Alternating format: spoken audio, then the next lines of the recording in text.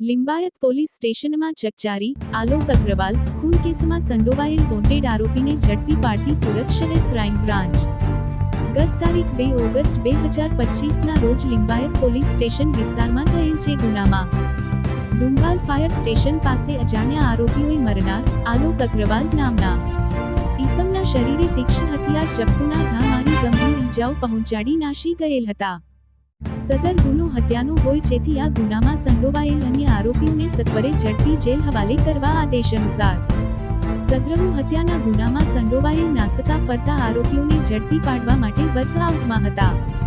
દરમિયાન આચરો arms act સ્કોડના અધિકારી માણસોને મળેલ બાતમી હકીકત આધારે કામરેજ ચોકડી નજીકથી આ ગુનામાં સંડોવાયેલ સહ આરોપીને નામ ગુફરાનસો ઇસ્માઇલ શેખ, ઉંમર 41, રહેવાસી ધંધો, છૂટ મજૂરી કામ, રહેવાસી ફ્લેટ નંબર 605, મક્કા પેલેસ, હોરી બંગલા, લાલગેટ, સુરત શહેર, મૂળ વતન માલેગામ જિલ્લા નાસિક, મહારાષ્ટ્રવાળાને ક્રાઇમ બ્રાન્ચની ટીમ દ્વારા ઝડપી પાડવામાં આવેલ છે.